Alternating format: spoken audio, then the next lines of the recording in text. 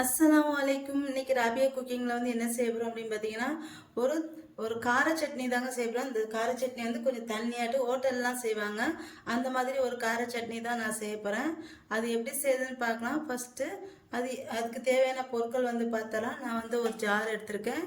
இதில் வந்து ரெண்டு தேங்காய் வந்து ரொம்ப சேர்க்கக்கூடாது, கொஞ்சமாட்டு இந்த மாதிரி ஒரு 2 துண்டு தேங்காய் சேர்த்துக்கோங்க. இப்போ இதை நான் வந்து கட் பண்ணி போட்டுக்கிறேன். இந்த கார சட்னி வந்து இட்லி தோசைக்கு எல்லாத்துக்குமே ரொம்ப நல்லாயிருக்கும். இது கெட்டியாக கூட செய்யலாம். நான் இது வந்து தண்ணியாக செய்கிறது வந்து ரொம்ப டேஸ்ட்டாக இருக்கும். ஹோட்டல்லாம் இந்த மாதிரி தான் தண்ணியாக வந்து செய்வாங்க, ரொம்ப நல்லாயிருக்கும். இப்போ அதை நான் செய்ய போகிறேன். இப்போ தேங்காய் வெட்டியாச்சு. அடுத்து வந்து 2 வெங்காயம், மீடியம் சைஸ் வெங்காயம் வந்து நான் 2 எடுத்திருக்கேன். இப்போ இதையும் கட் பண்ணி சேர்த்துக்கிறேன்.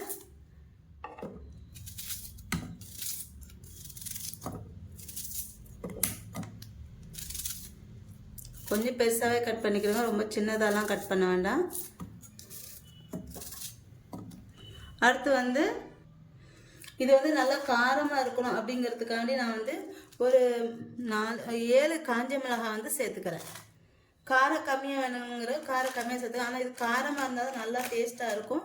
அதுக்காண்டி நான் வந்து ஒரு 7 காஞ்ச மிளகாய் சேர்த்துருக்கேன். அடுத்து வந்து ஒரு அரை ஸ்பூன் ஜீரகம் வந்து சேர்த்துக்கிறேன். அடுத்து வந்து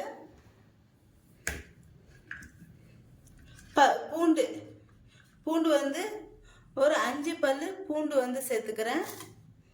அடுத்து 2 தக்காளி, மீடியம் சைஸ் தக்காளி, 2 தக்காளி நல்ல பழமாட்டு சேர்த்துக்கோங்க. இப்போ இதையும் இதில் வந்து கட் பண்ணி சேர்த்துக்கலாம்.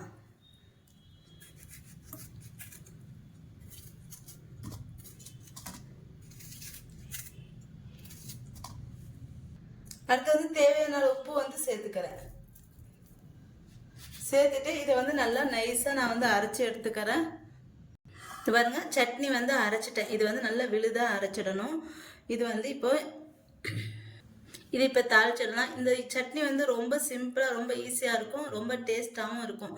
இது வந்து வதக்கணும் இந்த மாதிரிலாம் எதுவுமே இல்லை. நான் கட் பண்ணி அரைச்சிட்டா போதும். அரைச்சிட்டு தாளித்து விட்டுட்டா சட்னி வந்து சூப்பராக இருக்கும். கண்டிப்பாக நீங்களும் ட்ரை பண்ணுங்கள். இப்போ இதை வந்து நான் வந்து தாளிச்சிடுறேன். அதுக்கு முன்னால் சட்னியில் கொஞ்சம் நான் வந்து தண்ணி வந்து ஒரு கிளாஸ் வரை ஊற்றிக்கிறேன்.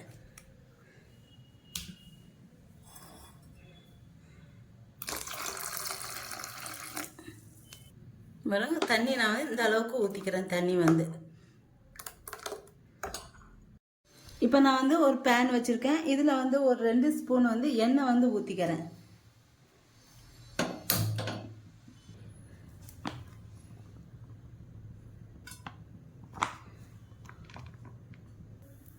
இப்போ இந்த எண்ணெய் காஞ்சதுக்கப்புறம் இதில் வந்து 1/4 ஸ்பூன் உளுந்தம்பருப்பு, 1/4 ஸ்பூன் கடலைப்பருப்பு வந்து சேர்த்துக்கிறேன்.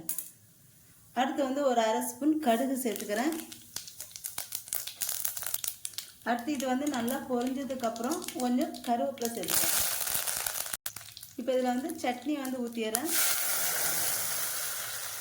இது வந்து ஒரு நிமிஷம் நல்லா கொதிக்கணும். இந்த சட்னி வந்து